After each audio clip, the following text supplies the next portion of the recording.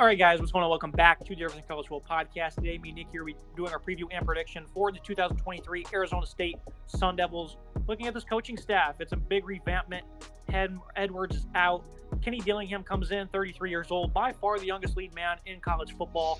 He's the youngest Power 5 head coach by 3 years. Now, this guy's a great passion for development of student athletes, a Mike Norvell disciple, former offensive coordinator at Oregon and Auburn.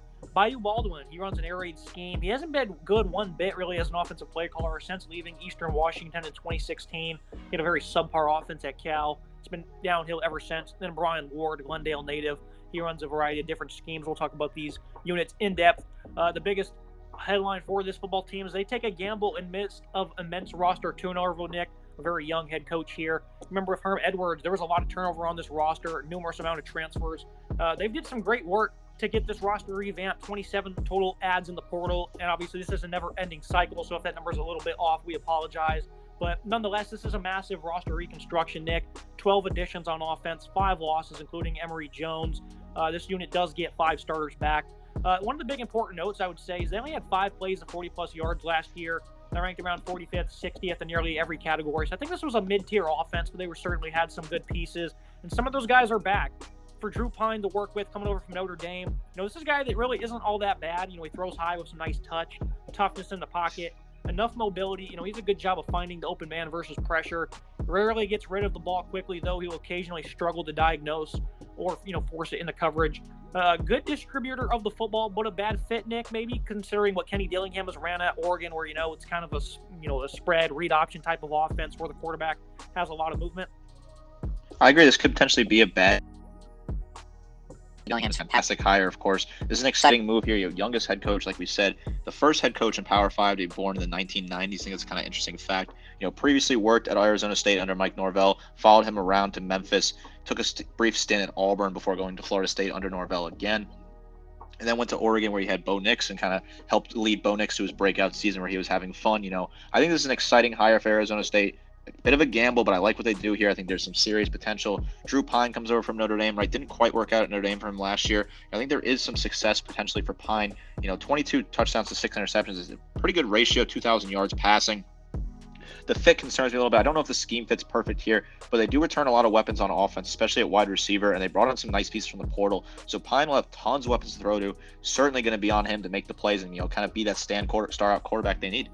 A revamped offense with plenty of upside. This is going to be a fast-paced offense, a lot of zone and read option, heavy tight ends in the passing game. They also will occupy 4 to 5 wide receiver sets. You're going to see a lot of different things here, and you also throw in Baldwin's air raid stamp on it. It's going to be very interesting to see what they opt to roll with. Jaden Rashad, of course, a 4-star quarterback. He was supposed to end up at Florida with a major deal. Ended up falling through. He ends up here in Glendale last minute. Looking at running back, Cameron Scabito comes over from Sacramento State. I think he's an Evan Hull type of player, 91 PFF grade the last 2 years. Versatile player, elusive downhill runner, some good vision. Inconsistent ball security, but a 5'9", 212. I like the way he runs. And you look at what they have at wide receiver, Nick, Elijah Badger. He's coming back, physical, great effort after the catch, really good speed underneath, creates space vertically. Overall, good route runner, tracks the ball.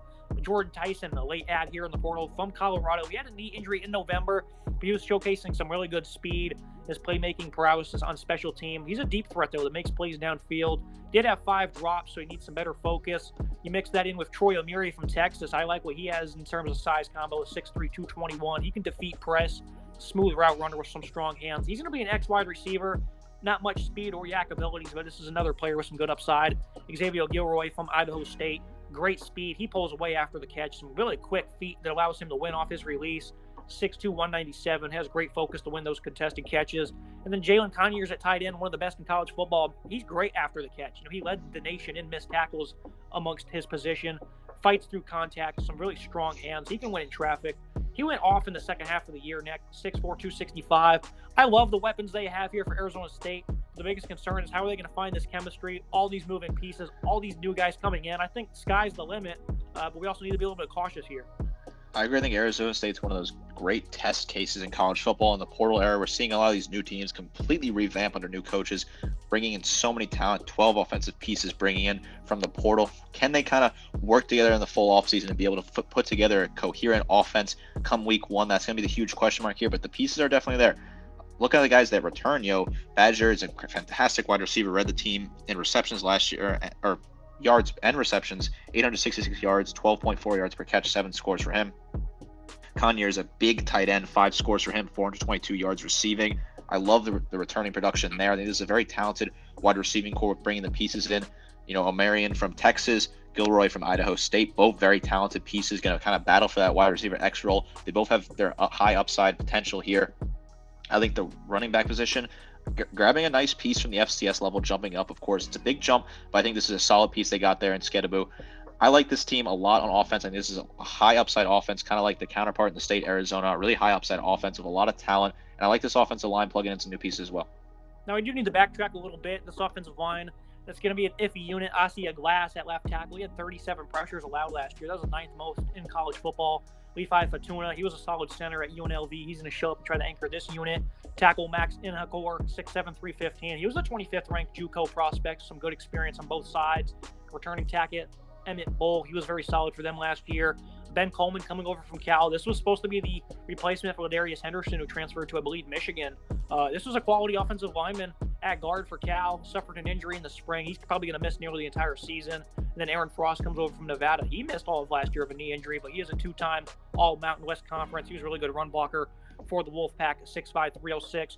This is going to be an iffy offensive line, Nick, but I do think they're moving in the right direction. We just talked about Arizona. They didn't make many additions on the offensive line. You look at this football team, they had numerous transfers. They even got into the JUCO cycle a little bit. So even though I think this is going to be a less than stellar unit, I do like the commitment to try and revamp them a little bit. I actually feel a little bit better about this offensive line than you. I think Ben Coleman was a huge pickup from Cal. I love the experience there. I know he got injured. If he get back to his full strength potential, I think that's a great piece to have. I like Aaron Frost as well. Good graduate transfer. There's a lot of experience here, right? The youngest guy on this offensive line is a junior, and that's Glass, who has a second year in the system. So I think there's a lot of experience here.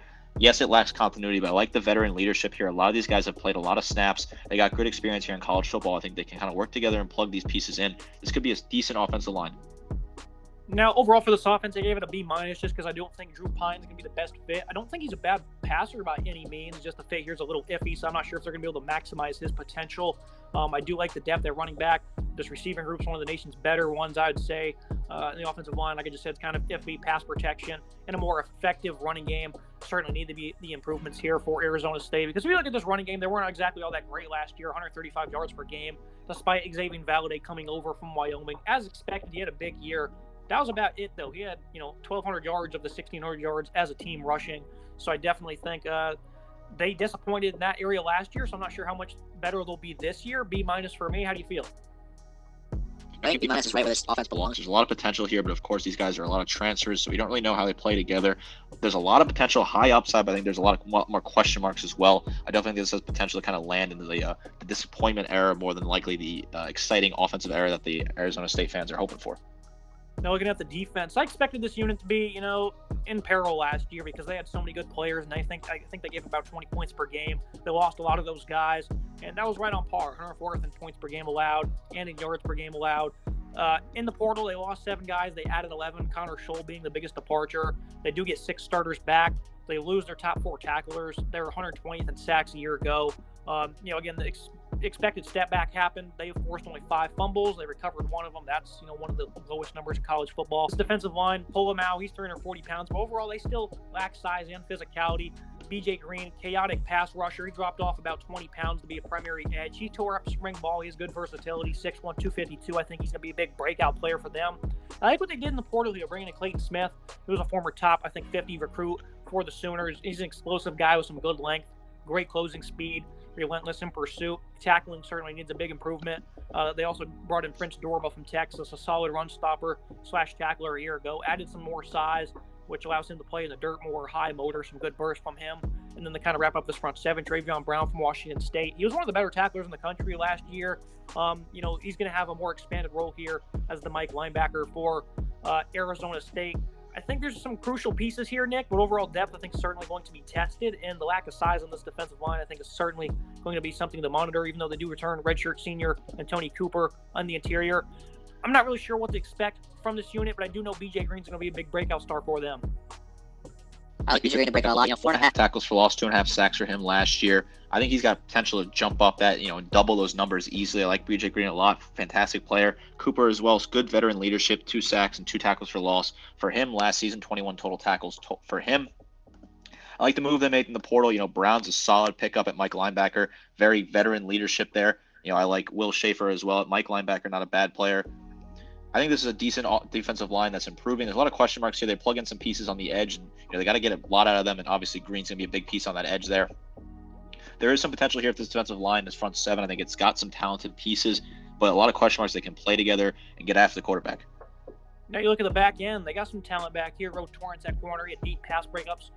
Most of those came over 4 games last year. Struggles on stop route, so that's something I want to see him improve on. Jordan Clark, he proved to be a willing run defender, versatile. He was mainly in the slot, so I think that's going to be his role in Brian Ward's defense. Chris Edmonds at safety. Samford transfer emerged as the best cover DB for them. Figures to be a tone setter here as a 5th-year senior. Xavier Alford coming over from USC. Missed all of last year, but he's a physical player. Very hard hitter. He's aggressive at coming downhill versus the run. I think he tracks the ball very well also. So I think there's a handful of players on this defense I think are going to make some names for themselves. Alford, Edmonds, Green. But overall, I'm going to give this unit, a lowly grade of a C+, because I think the pass rush will still struggle, and I do need some better effort versus the run. And there's just so much turnover to try and expect more from this unit. So I do think they'll be slightly better just because the talent, is improved a little bit. But overall, it's going to be a tough year for the Sun Devil defense. Edmonds and Clark are their top returning tacklers. Edmonds with 50 tackles, Clark with 47, 3 tackles for loss for him as well. They both have some share their pass breakups. Rode Torrance as well, solid piece with 36 total tackles, 8 pass breakups for him. The secondary, I like it a lot more than I like the front 7. I think there is some potential here, but overall, I think the pass rush is just going to let this team down. They really need to improve on that. I don't think they have the talent to do so. So I think a unit grade of a C, C+. Looking at the schedule preview and prediction, the first half of the year, I think they're going to start off 3-0. They're going up against an Oklahoma State team. It's probably not going to be that great. Jake Hayner's no longer at Fresno. They get USC and Cal back-to-back. I think that's really where we're going to see what this team's really made of, Nick, early on in Kenny Dillingham's tenure against the Trojans and at California. I think overall 5-7 for me. The overall prediction is the encouraging offense with the tackle moves could hold them back. Massive roster reconstruction. Chemistry will take all year, I think, kind of develop.